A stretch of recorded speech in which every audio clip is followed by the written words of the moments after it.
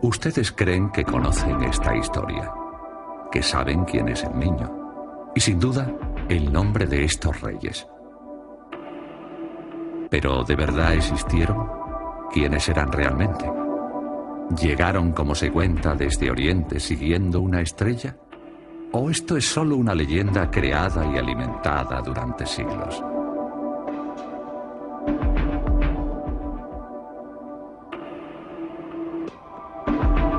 El Evangelio de San Mateo es el único texto que menciona la existencia de los 3 Reyes Magos. Unas pocas palabras escritas casi 80 años después de su viaje y que no suman más de 12 versículos. Apenas 12 versículos. Un puñado de palabras de las que se apropió la fe popular y que contienen un mensaje que aún espera ser descifrado.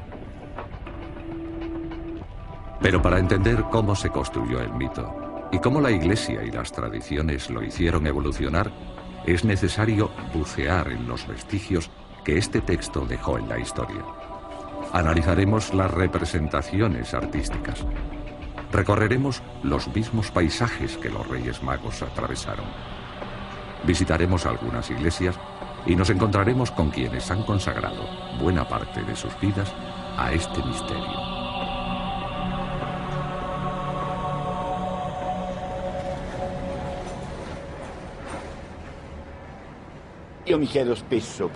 A menudo me pregunto por qué me he interesado por los Reyes Magos.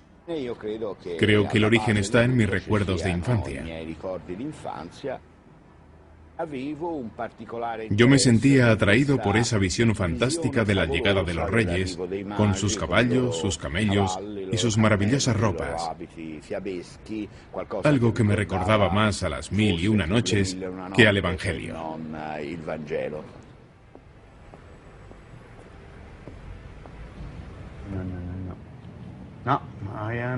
Franco Cardini, profesor de Historia del Instituto Italiano de Ciencias Humanas de Florencia, es un apasionado de la historia medieval, de las cruzadas, las peregrinaciones y de la magia.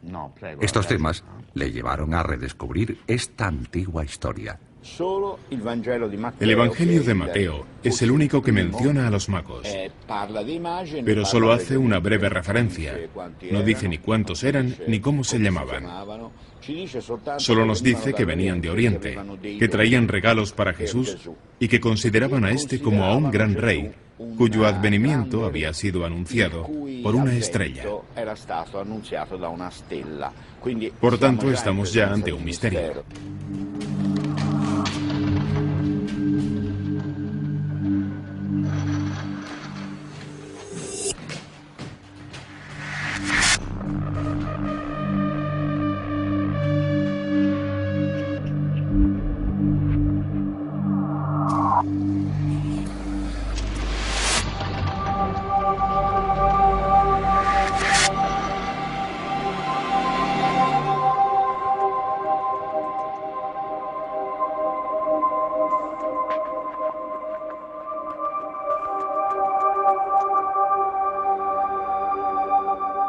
Venían de Oriente. Sus antepasados practicaban la astronomía, que era a la vez su ciencia y su arte. Afirmaban que observando las estrellas nunca se habían equivocado. Aquel día, una estrella indescriptible se les apareció. No era uno de los 7 planetas ni uno de los cometas que conocían. La estrella brillaba como el sol, casi gozosa. ¿Era la de la profecía? Decidieron seguirla.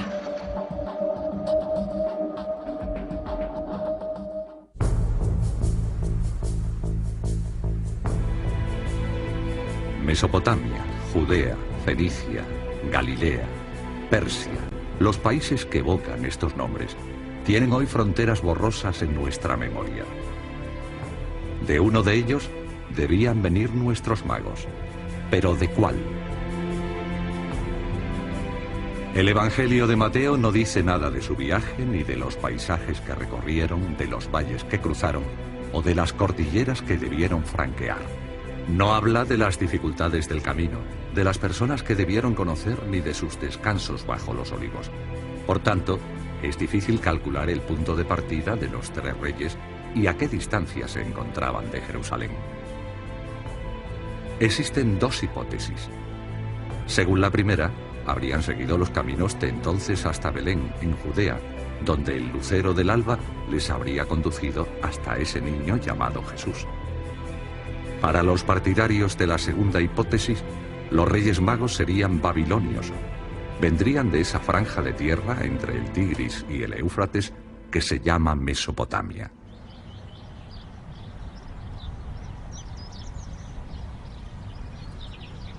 La ciencia se ha ocupado muy poco de esta historia. Solo un astrofísico inglés se ha interesado por esos magos que observaban las estrellas. Cuando era pequeño, creo que con 7 u 8 años, una Navidad me desperté muy temprano, miré al cielo y en ese firmamento al amanecer vi una conjunción de la Luna con Venus. Era muy espectacular y eso me hizo pensar un poco. Desde este descubrimiento, Mark Kidger se convirtió en un apasionado de la estrella de Belén y del itinerario de los 3 reyes. Tras 40 años de investigaciones, pone en duda la hipótesis dominante, la del origen babilónico de los magos. Una clave para esto está en Italia, en Rávena, donde un mosaico muy antiguo muestra a los reyes con una apariencia muy poco habitual. Los reyes no parecen babilonios. No llevan corona y se cubren con simples gorros frigios. Este sombrero apareció en Persia en las representaciones de la divinidad Mitra más de 1000 años antes de Cristo.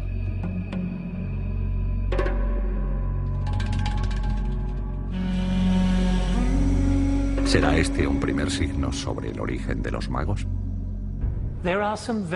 Hay algunas cosas muy interesantes que apuntan a Persia. Cuando Marco Polo realiza su épico viaje a Catay, atravesó el norte de Persia, lo que hoy llamamos Irán, y conoció a los habitantes locales, quienes le aseguraron que los Reyes Magos venían de aquel pueblo. No es esa una leyenda única. Hay otros pueblos en esa región con la misma leyenda. Pero esta es una zona en la que la religión zoroástrica existe todavía hoy. Es una religión con muchas cosas en común con la historia de la Natividad. Tienen su leyenda sobre la concepción de una virgen y tienen muchos elementos de la historia del Mesías que son similares a las creencias cristianas.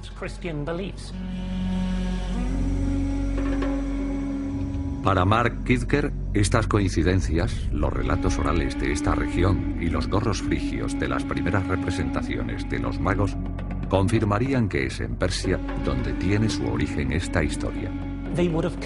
Habrían venido de la proximidad del mar Caspio, una distancia de unos 1200 kilómetros, atravesando 2 cordilleras, 2 grandes desiertos e incluso cruzando grandes ríos. Debió ser un viaje increíble. Incluso con camellos no estamos hablando de 1 o 2 semanas, sino que hablamos de 1 mes, 6 semanas, tal vez 8 semanas para realizar este viaje.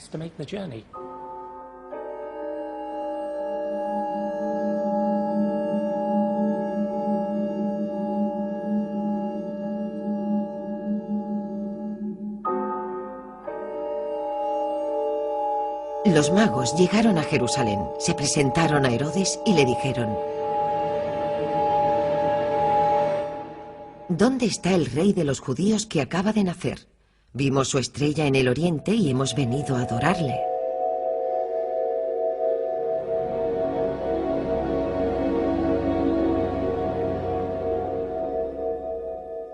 Herodes hizo calcular el tiempo de la aparición de la estrella y los envió hacia Belén diciéndoles: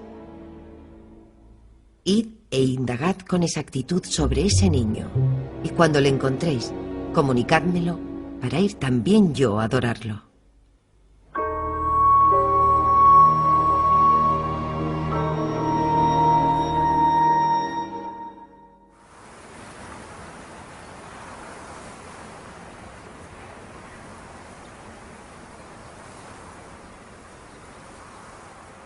Encaramada en lo alto de la montaña de Masada, una fortaleza nos ofrece la primera pista sobre el personaje de Herodes, rey de Judea cuando llegaron los magos. Muros de piedra y restos de construcciones en un conjunto monumental de lo que era a la vez palacio, refugio y atalaya sobre los antiguos caminos que aún pasan a sus pies.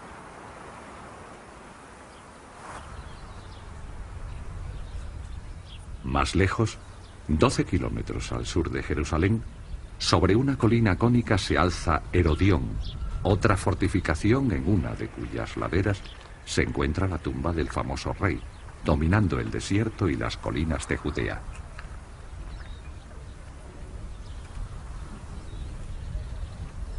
Pese a las construcciones monumentales que llevó a cabo Herodes, los judíos veían en Herodes una demostración del poder de Roma, no veían a su propio rey. Si bien Herodes era judío, no era un judío de larga tradición. Su familia llevaba 3 generaciones convertidas al judaísmo y como tal es un extranjero igualmente. No se diferencia demasiado del poder de Roma que se impone, no es uno de los suyos. Por lo tanto, ese deseo de mantener el poder por parte de Herodes encima de Judea es una forma de tiranizar y quiere que se mantenga. Pero al mismo tiempo debía ser un gobernante con miedo a la traición, a la usurpación del poder. Es por eso que cuando se formaliza la profecía y aparecen los magos, Herodes ve en Jesús un peligro para él y decide que los magos son el camino perfecto para encontrar al niño y acabar con él, para asesinarle.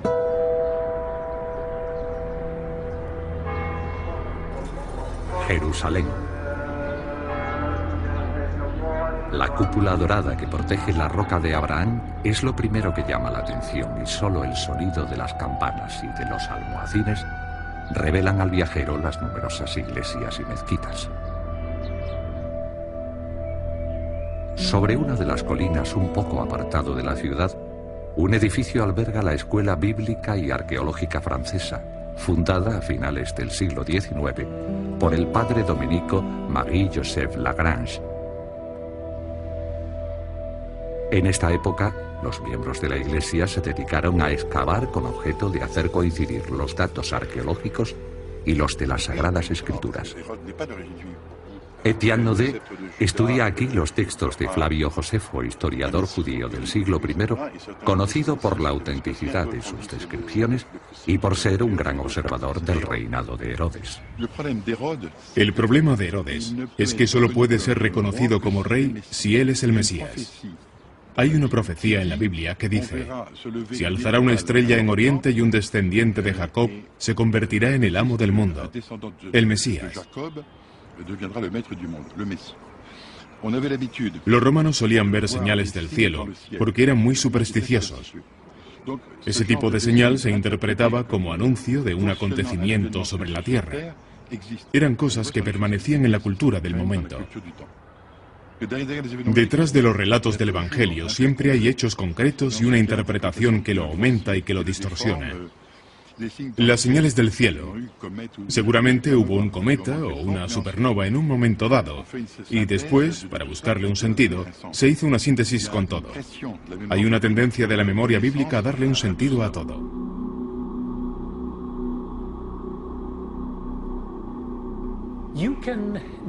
Ahora, con los ordenadores, podemos volver 2000 años atrás y ver el cielo tal como lo vieron los magos. Venus es una de las últimas teorías favoritas para la estrella de Belén. Lo vemos casi todos los años en Nochebuena, ya sea al amanecer o por la noche. Cuando la gente lo ve, la primera pregunta que suele venir a su mente ¿es esa la estrella de Belén? El único problema es que la primera observación astronómica que conocemos del planeta Venus puede datarse del 1600 a.C. Por tanto, si eran tan sabios los magos, un objeto conocido como Venus no debería haberles intrigado. Una segunda hipótesis pone a Venus y Júpiter en escena. Sabemos que en 2 ocasiones durante aquella época, ambos planetas estuvieron muy cerca el uno del otro y que desde Oriente su aspecto seguramente fuera el de un astro altamente brillante. Por desgracia para esta hipótesis, Herodes ya había muerto casi 2 años antes de este fenómeno. Sin embargo, en el año 7 a.C. se produjo otra conjunción entre Júpiter y Saturno. Entre mayo y diciembre, ambos aparecieron juntos en el cielo, se aproximaron y luego se separaron 3 veces. Es lo que llamamos una triple conjunción. Algo así debió provocar asociaciones astrológicas muy fuertes. Júpiter era el gran arquitecto, así se le ve en la mitología, simbolizando un rey, el que manda. Y Saturno era el planeta que simbolizaba un cambio de era. Algunos astrónomos también han considerado que fuera el paso de un cometa. Pero en esta época, los cometas se tenían como malos augurios. Los chinos los detestaban. Para los romanos, anunciaban la muerte de un emperador o de una personalidad. Por tanto, es difícil de creer que un cometa pudiera asociarse al nacimiento de un nuevo rey. La estrella de Belén, signo del cielo y guía de los magos, no parece explicable como sencillos sucesos estelares. Para el astrónomo, habría que contemplar fenómenos más raros. Una nova son 2 estrellas, una que gira alrededor de otra. La estrella pequeña se come literalmente el material de la estrella grande, como un caníbal. La materia cae sobre la estrella pequeña de manera constante. Se apila y de pronto se produce una gran crisis que produce una gran explosión.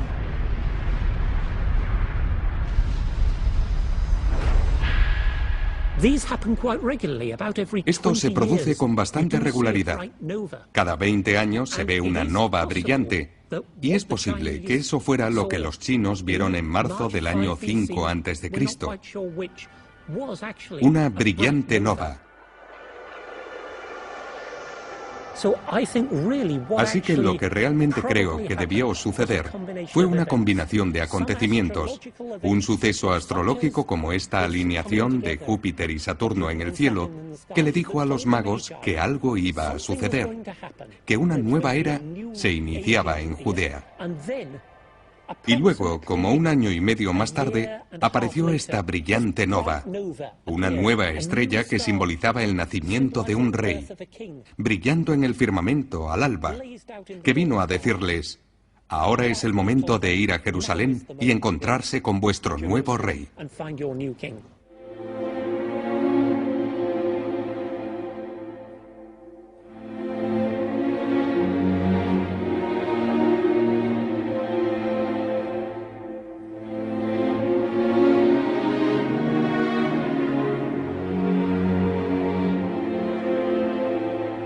Tras oír al rey Herodes, los magos se pusieron en ruta.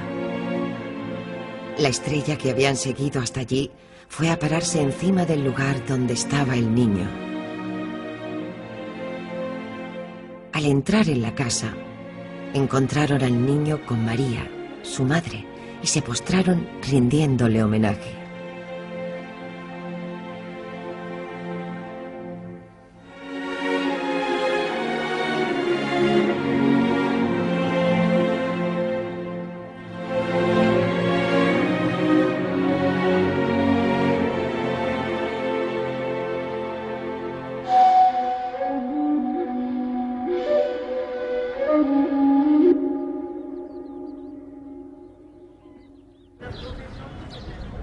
Belén. El Evangelio dice que aquí es donde Jesús nació, en una cueva. La realidad aquí es una prueba para cualquier viajero, tanto si es creyente como si no lo es. Las multitudes de turistas y peregrinos y la situación de la basílica, cuya gestión entre las iglesias católica, griega y armenia se convierte en una farsa, limita al viajero al acceso a la dimensión mística del lugar. A pesar de todo esto, Hamid Odali, guía palestino y católico, es aún capaz de mostrar el entusiasmo del creyente. Esta basílica se construyó sobre una gruta, no una gruta cualquiera, sino sobre la gruta de la Natividad, el lugar donde Jesús nació. Esta basílica, en su aspecto actual, se remonta al año 532, cuando la construyó Justiniano, el emperador cristiano.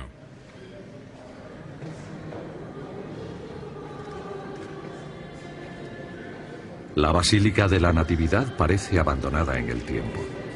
Un envoltorio vacío entregado a las masas.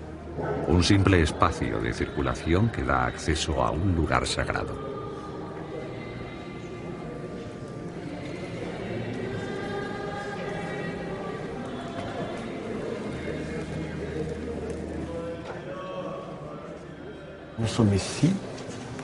Estamos delante de la escalera que lleva a la gruta.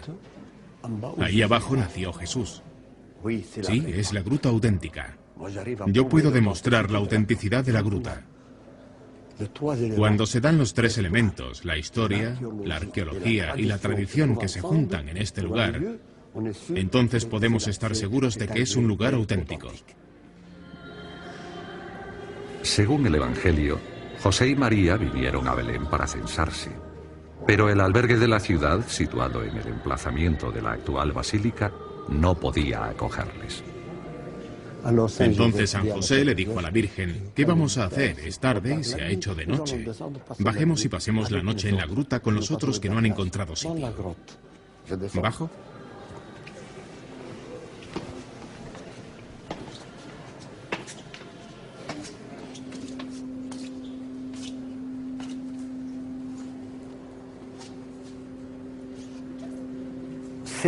Es allí. Mire la estrella con la inscripción: aquí nació Jesús de la Virgen María. Vamos a bajar al pesebre que está aquí, iluminado con 5 lámparas de aceite. Jesús nació allí. La Virgen lo envolvió en pañales y lo puso en un pesebre.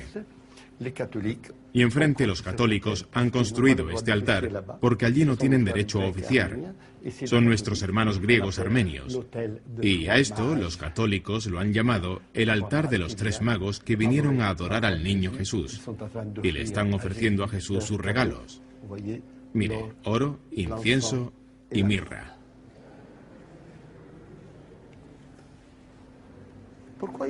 ¿Por qué iba a ser una leyenda? Está en el Evangelio. El Evangelio dice que la Virgen María cogió al Señor, lo envolvió en pañales y lo puso en un pesebre.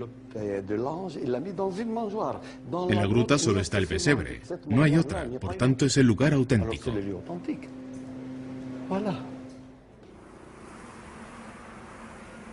En Belén, atrapada por un conflicto y por su época, no queda ningún vestigio arqueológico del episodio de los Reyes Magos.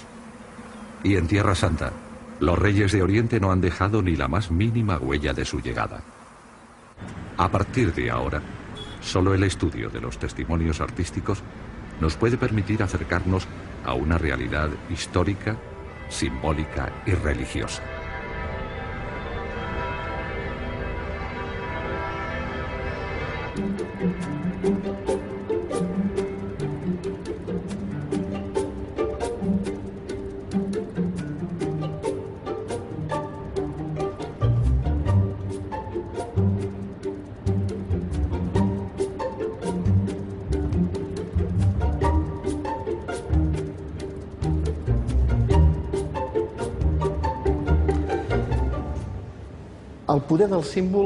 El poder de los símbolos es tan fuerte que 2000 años después los percibimos de la misma manera. El número 3 se impuso porque se ofrecieron 3 regalos: oro, incienso y mirra, uno por cada mago. Pero este número no ha sido siempre el mismo. En la tradición de Santa María la Mayor son 2. En los otros textos orientales, en la iconografía, son 4. En la iglesia siria son 12. ¿Por qué? Porque es el símbolo de los 12 apóstoles, las 12 tribus de Israel, etc. Los símbolos cambian. Se busca y se llega a identificar a estos tres personajes como a prototipos de la humanidad que avanza para adorar a Cristo.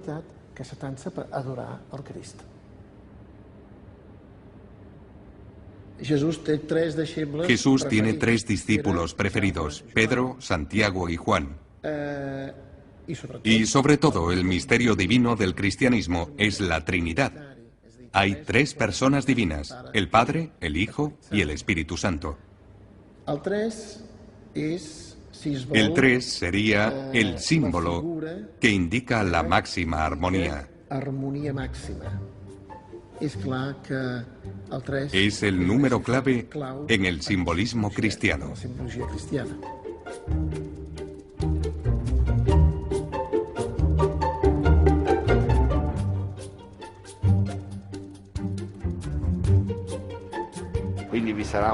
Hay un mago que representa la juventud, otro que representa la madurez y el otro que representa la vejez.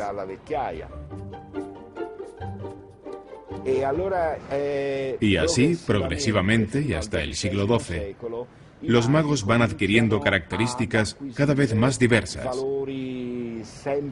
La referencia a las razas que habitan la Tierra, la asiática, la africana y la europea. Por eso el más anciano, que para algunos se llama Melchor, gobernaba en Europa. El mago de edad adulta, Asia, y el joven, África.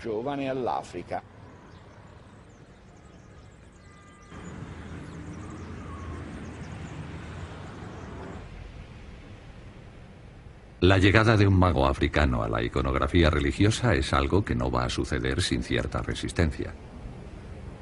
Esta novedad dio pie a discusiones y debates en Italia, por ejemplo, y a veces origina situaciones misteriosas.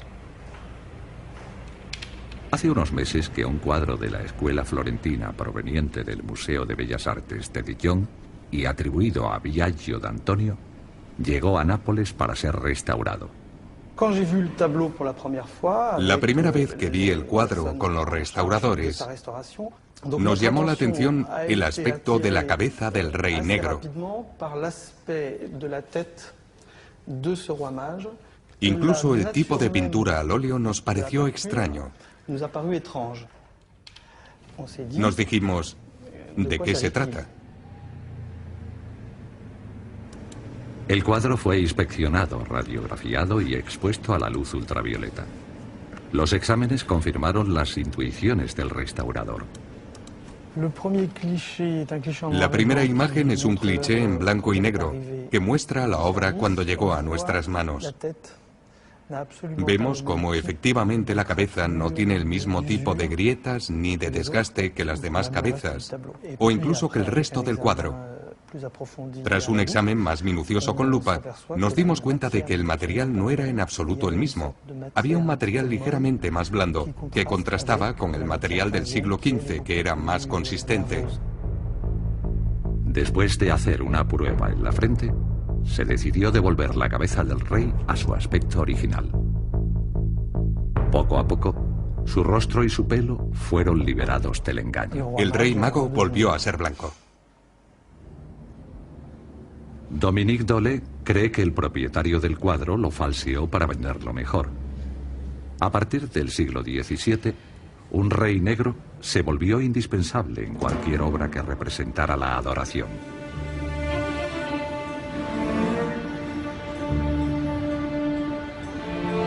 En pocos siglos, esta nueva imagen se impuso para servir a los designios de la Iglesia.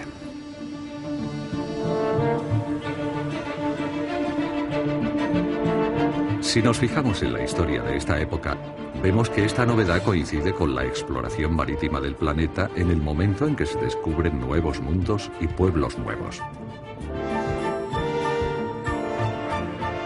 Para el papado, era obligatoria la presencia de un representante de África que reflejara la universalidad del mensaje de Cristo.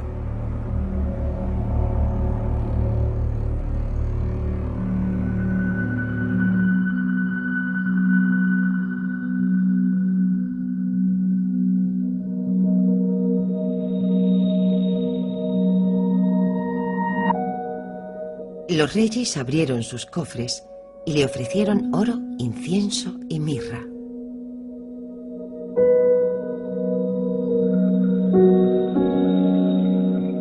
Oro porque era su rey.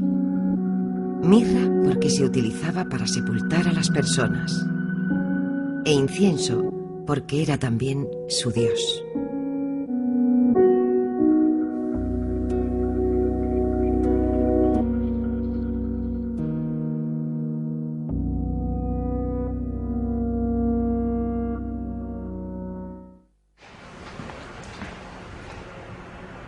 Tres reyes de tres edades y orígenes diferentes llevando tres regalos.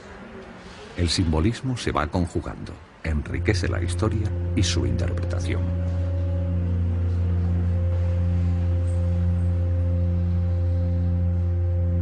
A finales de la Edad Media, el relato y sus representaciones alcanzan un punto de equilibrio. La imagen es en apariencia perfecta. Así se va a grabar en nuestra memoria. No obstante, si se observa de cerca, se descubren diferencias.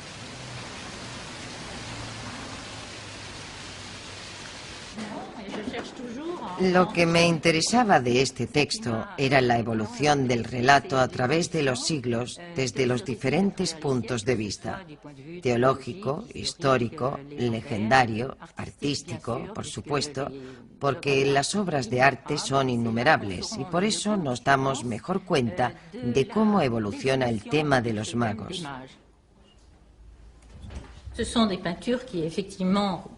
Durante más de 20 años, Madeleine Félix ha estudiado los relatos y ha visitado iglesias y museos de toda Europa, cuyos conservadores le han abierto las puertas de sus fondos.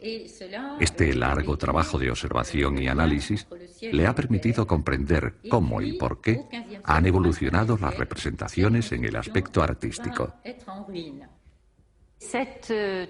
Esta transformación fue además fomentada por la Iglesia Católica,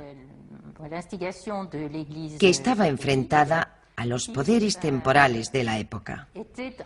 Sabemos que el siglo XII fue un siglo de grandes disputas. El rey de Francia, el emperador de Alemania y el rey de Inglaterra se opusieron al poder espiritual del Papa. Fue en esta época cuando la Iglesia transformó a estos magos persas, de los que nadie sabía qué representaban, en poderosos reyes de la tierra, para mostrar que los poderes terrenales debían inclinarse ante los poderes celestiales. Roi et puissant de la terre, pour essayer de montrer que les puissances de la terre devaient s'incliner devant la puissance du ciel. Petit à petit, donc, poco a poco la escena se iba transformando. A principios de la Edad Media, las posiciones de los tres magos eran idénticas.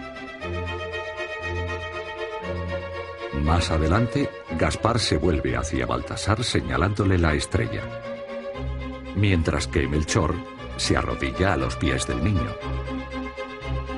A veces aparecen tumbados boca abajo, lo que expresa el sumum del vasallaje. El decorado también evoluciona. La cueva o gruta que protege a la Virgen y al niño se convierte en un palacio. Los cortejos aumentan de tamaño y a veces decenas de personas acompañan a los magos en sus caballos o camellos.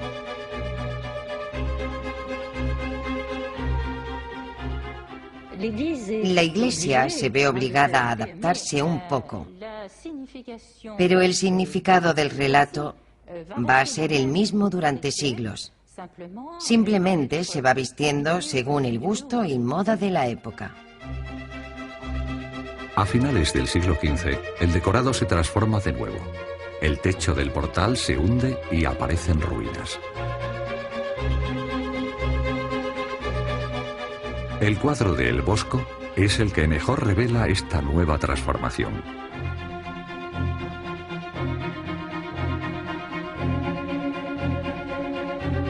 Para los padres de la Iglesia, las ruinas son un símbolo del viejo mundo que se derrumba, marcando el advenimiento del nuevo mundo.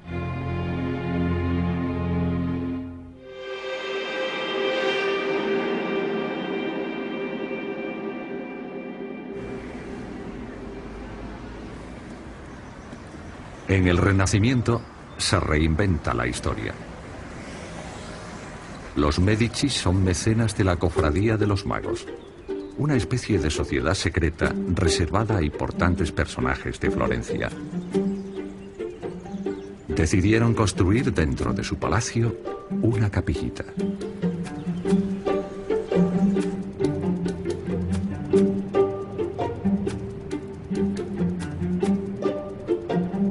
Podemos imaginar la sorpresa de los primeros visitantes cuando al fondo de un pasillo descubrían estos paisajes, animales y en medio sus compañeros de viaje con sus rostros orgullosos sobre los tres reyes a lomos de sus caballos.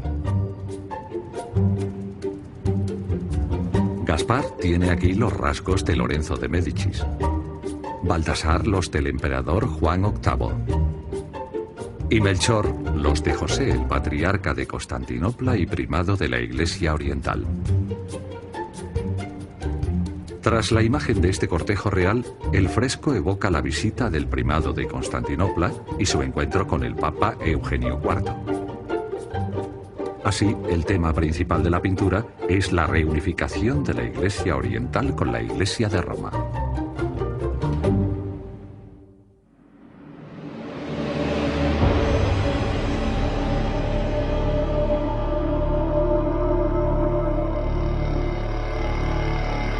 Herodes sospecha que ha sido engañado y envía a sus hombres a informarse de si ha nacido un varón sin padre.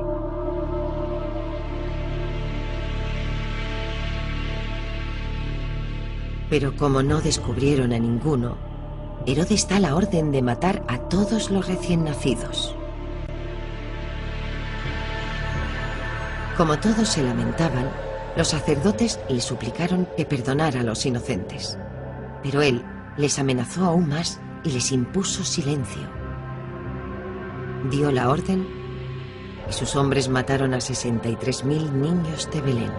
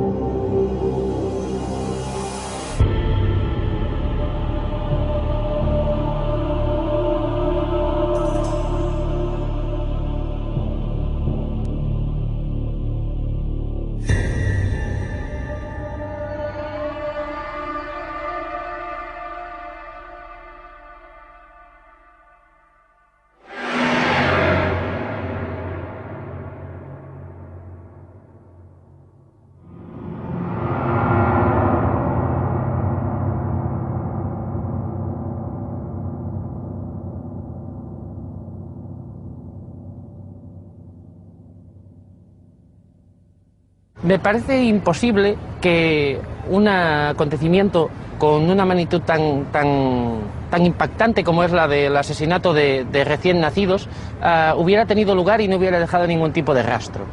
Tenemos fuentes para la época, los propios evangelios, Flavio Josefo, y no nos dicen nada de ello. Si rastreamos un poco, si rascamos encima de la historia, vemos que Flavio Josefo habla de dos cuestiones problemáticas, dos momentos en los cuales Herodes hace verdadera gala, demostración de una crueldad máxima. Y quizás es en estos dos momentos a los cuales hace referencia esa matanza de los inocentes. La primera hipótesis nos lleva a Jerusalén. Herodes, deseoso de tener buenas relaciones con el imperio, hizo colocar un águila a la entrada del templo. Para los judíos, esto era una afrenta. Unos jóvenes, algunos de ellos casi niños, decidieron quitar el águila. Fueron capturados por los soldados y por orden de Herodes fueron quemados vivos. Otra posibilidad sería aquella que tiene que ver con la muerte de Herodes. Herodes sabía que nadie lloraría en su entierro. Entonces, para hacer que alguien pudiera llorar de verdad, para arrancar el llanto de alguien, para poder irse de este mundo con las lágrimas de los que tenía a su alrededor, recoger a los miembros pequeños de las familias nobles para tenerlos como rehenes, ¿no? Bien, Herodes recoge a toda esta gente, la pone en una especie de estadio, un hipódromo, aposta diversos vigías con arcos y flechas y da orden de que en el momento en el que él muera, toda aquella gente sea ejecutada. Es otra especie de matanza de los inocentes.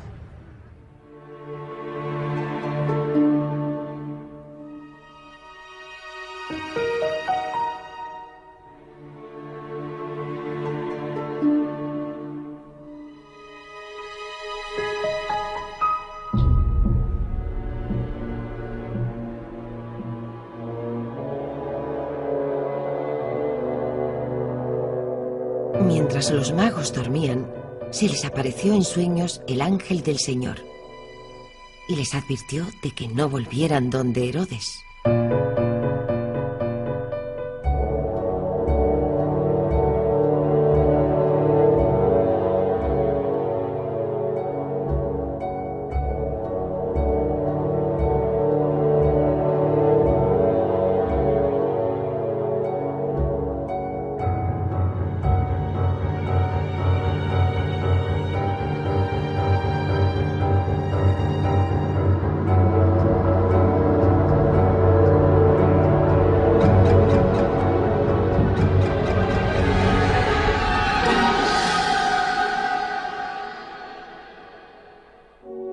Regresaron a su país siguiendo otra ruta.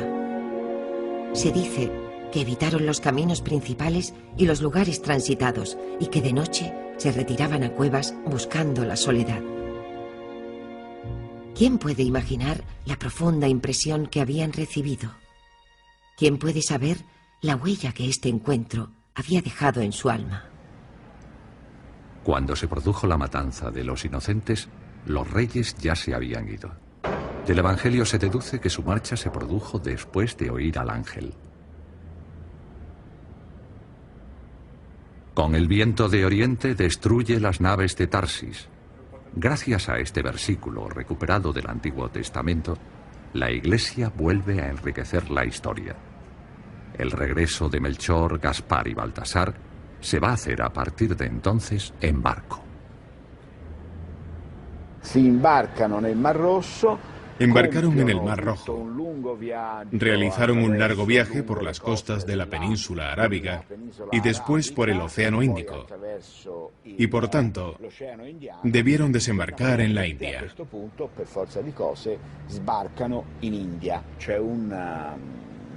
Hay un evangelio llamado el Evangelio de Tomás, probablemente del siglo VIII, que cuenta cómo los magos desembarcaron en la India y fundaron la primera iglesia cristiana india. Así, el culto a los magos se convirtió en un elemento de evangelización de los pueblos.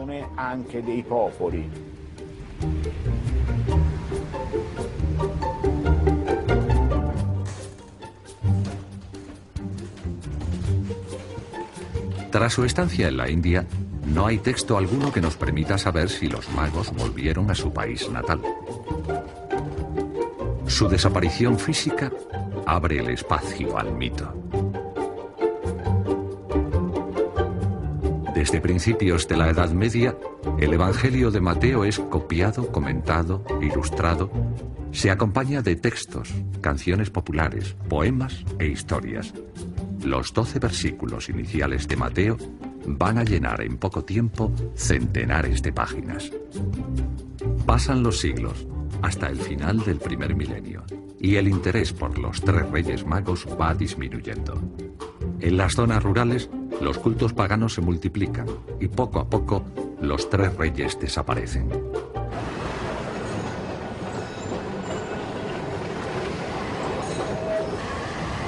A mediados del siglo XII, la Iglesia está ocupada buscando a personajes que le digan algo a la gente y tratando de impulsar el culto a las reliquias.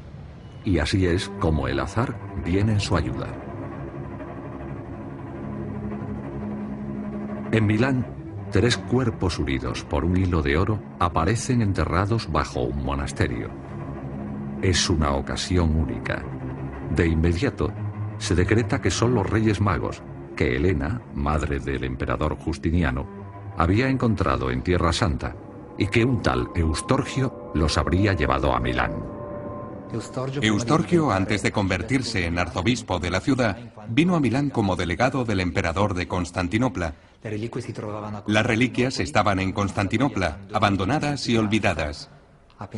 Y Eustorgio tuvo la gran idea de llevarse las reliquias, de revitalizar la celebración y de unir a la gente alrededor de este culto. Pero actualmente, la tumba con las reliquias de los magos está vacía. En realidad, dichas reliquias no permanecieron mucho tiempo en Milán. Fueron víctimas, o más bien rehenes, de una guerra llevada a cabo por el emperador de Alemania, Federico Barbarroja. Federico Barbarroja pensó en llevárselos para darle prestigio a su ciudad, en un momento en que Milán no era muy importante para el imperio. Era un modo de decir a Milán, tú vales menos, y a Colonia, conviértete en la gran ciudad heredera de nuestra dinastía. Podría decirse que se convirtió en la nueva Jerusalén.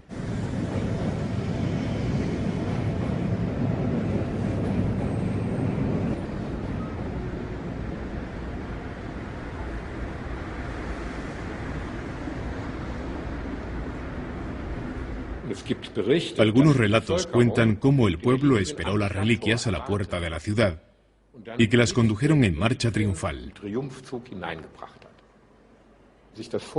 Hay que pensar que en la Edad Media, las reliquias tenían un papel muy importante en el renombre de la ciudad. Y Colonia estaba considerada como la ciudad con mayor número de reliquias. Por ejemplo, tenía las de Santa Úrsula y las 11.000 vírgenes. Era una de las mayores colecciones de reliquias de Europa. Y los Reyes Magos serían, por así decirlo, el sumum de este tesoro.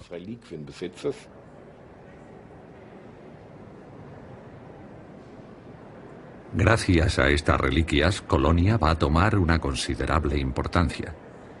Peregrinaciones de toda Europa atrajeron a creyentes, enriqueciendo tanto a la ciudad como al obispado. Este fervor, que en ocasiones roza lo histérico, sobrepasaba el ámbito popular. Colonia se convertirá en una cita ineludible también para los poderosos. Incluso los reyes irán a postrarse ante las reliquias. A Colonia, para venerar las reliquias, no solo vinieron reyes alemanes después de su coronación en Aquisgrán, sino que también lo hicieron reyes de toda Europa. Sabemos que el rey de Inglaterra vino aquí para venerar las reliquias. En Alemania, las reliquias simbolizaban el poder real. Al igual que en Francia, la corona de espinas de Cristo que poseía el rey francés era la legitimación de su soberanía por Cristo. Aquí en Alemania son los Reyes Magos quienes legitiman el poder del rey. Se trata siempre de un asunto extremadamente político, en el que los diferentes poderes utilizan, por así decirlo, las reliquias para conseguir sus objetivos.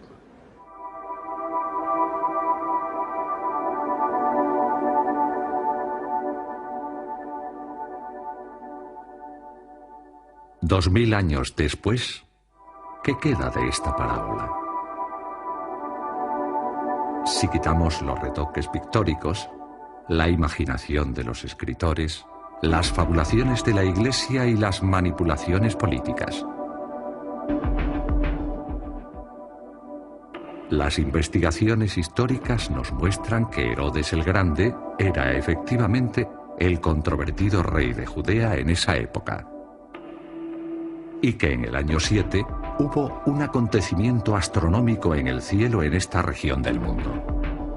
Todo lo demás es producto de la fe o la ficción. No obstante, el relato de los Reyes Magos sigue desafiando el entendimiento y ocupa un lugar privilegiado en el catálogo de historias salidas de los Evangelios. ¿Será por su tono novelesco? ¿Ese algo que nos transporta a nuestra infancia y a los símbolos que asociamos a la Navidad? ¿O bien transmite un mensaje que, a pesar de lo inverosímil, ha sabido asegurarse su éxito?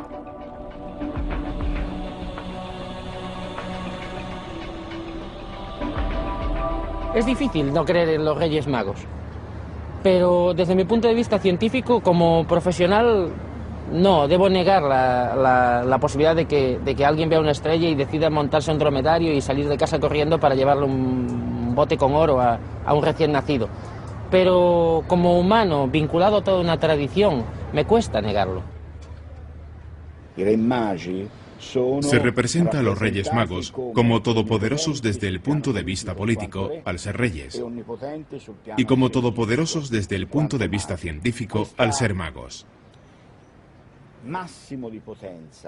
Este poder absoluto que se inclina ante la pobreza, la miseria, la carencia más absoluta, es la clave profunda del éxito del cristianismo y también del mensaje cristiano. Todo ello es absolutamente impensable. Es un relato que da la vuelta, desde sus raíces, a la lógica del poder y de la sabiduría en la que se basaba el mundo antiguo.